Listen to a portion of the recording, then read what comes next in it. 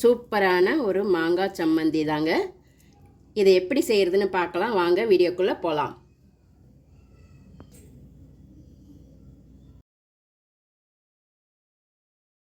வணக்கம் நண்பர்களே, லக்ஷ்மி சமையலுக்கு உங்களை அன்போடு வரவேற்கிறேன். வீடியோ இதுதான் ஃபர்ஸ்ட் டைமாக பார்க்குறீங்கன்னா சப்ஸ்கிரைப் பண்ணிக்கோங்க, பெல் பட்டனை கிளிக் பண்ணிக்கோங்க, கீழே தெரியிற ஐ பட்டனையும் ப்ரெஸ் பண்ணிக்கோங்க. அப்போ தான் நான் போடுற வீடியோலாம் உங்களுக்கு உடனுக்குடனே வரும். வாங்க வீடியோக்குள்ளே போகலாம். நான் இப்போது கிளிமூக்கு மாங்காய் தாங்க எடுத்திருக்கேன். நம்ம இதை வச்சு ஒரு சூப்பரான மாங்காய் சம்மந்தி எப்படி செய்கிறதுன்னு பார்க்கலாம். இதை நம்ம பத்தையாக கட் பண்ணிக்கலாம்.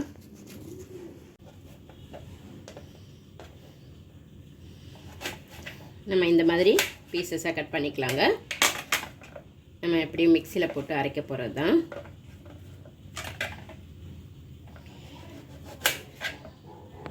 நாம் இப்போ மாங்காய் சம்மந்தி செய்கிறதுக்கு என்னென்னன்றதை பார்க்கலாம்.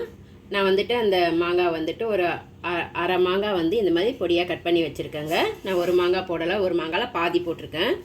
கொஞ்சோண்டு ஃப்ரெஷ்ஷான கருவேப்பிலை, இதில் பாதி தேங்காய் பத்தை எடுத்து வச்சுருக்காங்க. 1 இன்ச்சு இஞ்சி பொடிசாக கட் பண்ணியிருக்கேன். ஒரு 4-5-6 சின்ன வெங்காயத்தை இந்த மாதிரி கட் பண்ணியிருக்கேங்க.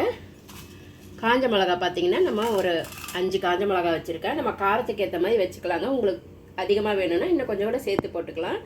இவ்வளோ தாங்க நம்மளுக்கு இது. நம்ம இப்போது காஞ்ச மிளகா கொஞ்சம் லைட்டாக வறுத்து எடுத்துக்கலாங்க. இப்போ அந்த மிளகாக்கு தகுந்த மாதிரி கொஞ்சம் எண்ணெய் ஊற்றிக்கிறேன். சமைக்கிற எண்ணெயை ஊற்றிருக்கேன். இந்த மிளகாவை அதில் வறுத்துக்கலாம்.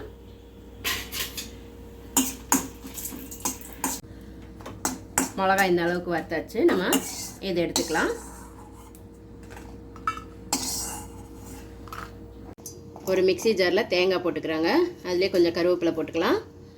இந்த இஞ்சி நம்ம எல்லாமே இப்போ பச்சையாக தாங்க நம்ம அரைக்க போகிறோம். அப்போ தான் நல்லா டேஸ்ட்டாக இருக்கும். காஞ்ச மிளகாய் மட்டும் நம்ம வறுத்துருக்கோம், அதையும் போட்டுக்கலாம்.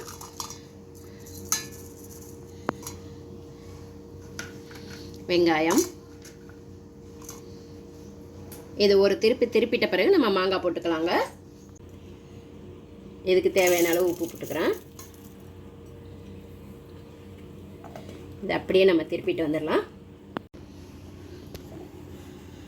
நம்ம இந்த அளவுக்கு திருப்பினதும் நம்ம இந்த மாங்காவை போட்டு இது பண்ணிக்கலாம். நம்ம இதில் தண்ணியே ஊற்றக்கூடாதுங்க. தண்ணிக்கு பதிலாக தான் நம்ம கொஞ்சம் எண்ணெய் ஊற்றிக்க போகிறோம்.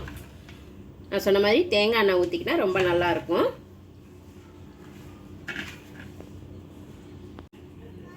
ஒரு ஸ்பூன் எண்ணெய் ஊற்றிக்கலாம்.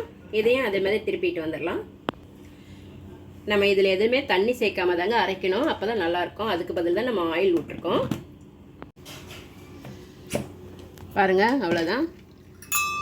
நம்ம இந்த அளவுக்கு மிக்சியில் அரைச்சிட்டு வந்தாச்சு. ரொம்ப நைஸாகவும் அரைக்க வேண்டாங்க. இந்த மாதிரி கொஞ்சம் மாங்காய்லாம் கொஞ்சம் சாப்பிடும்போது இருந்தால் நல்லா டேஸ்ட்டாக இருக்கும். அதுக்குன்னு ரொம்ப குறன்னு அரைக்க வேண்டாம். இந்த மாதிரி இருந்தால் போதும். இப்போ நம்ம சூடான சாதத்தில் இதை வச்சு சாப்பிடும்போது ரொம்ப நல்லாயிருக்குங்க. இதை பிசைஞ்சு சாப்பிடும்போது நம்ம எண்ணெயோ இல்லை நெய்யோ விட்டு கூட சாப்பிட்டுக்கலாம். ரொம்ப சூப்பராக இருக்கும். ரொம்ப சிம்பிளாக பண்ணிடலாங்க. ஈஸியாகவும் பண்ணிடலாம். நம்ம வீட்டில் சாப்பாடு மட்டும் செஞ்சால் போதுங்க. குழம்பு செய்யாத நேரத்தில் இதை மாதிரி செஞ்சிடலாம். அதுவும் நம்மளுக்கு இது மாங்காய் சீசன்றதால இந்த மாதிரி செஞ்சு சாப்பிட்லாங்க. சூப்பரான மாங்காய் சம்மந்தி ரெடி. நம்ம சூடான சாதத்தில் இந்த மாதிரி நம்ம செஞ்சு வச்சுருந்த மாங்காய் சம்மந்தியை போட்டு பிசைஞ்சு சாப்பிடும்போது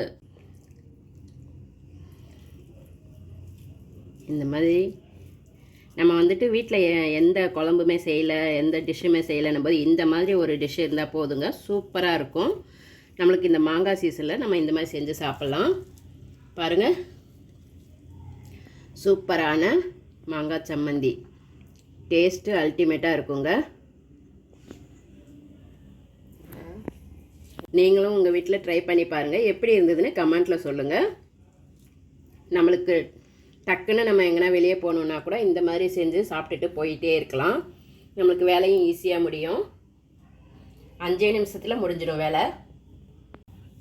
நம்ம இந்த வெயில் நேரத்தில் நிறைய நேரம் நின்று நம்மளால் கிச்சனில் சமைக்க முடியாதுங்க. ஏன்னா அந்தளவுக்கு வெயில் அடிக்குது. வேர்த்து போகிறதால ரொம்ப கஷ்டமாக இருக்கும். நீங்கள் இந்த மாதிரி ஒரு 5 நிமிஷத்தில் சமைச்சிட்டு நம்ம கிச்சனில் இருந்து வெளியே வந்துடலாங்க. ஈஸியான ஒரு டிஷ்ஷு. சாப்பிட்றதுக்கு ரொம்ப டேஸ்ட்டாக இருக்கும், நல்லாயிருக்கும். நீங்களும் உங்கள் வீட்டில் ட்ரை பண்ணி பாருங்கள். எப்படி இருந்ததுன்னு கமெண்ட்டில் சொல்லுங்கள். அடுத்த வீடியோவில் வேறு ஒரு டிஷ்ஷோடு சந்திக்கிறேன். நன்றி, வணக்கம்.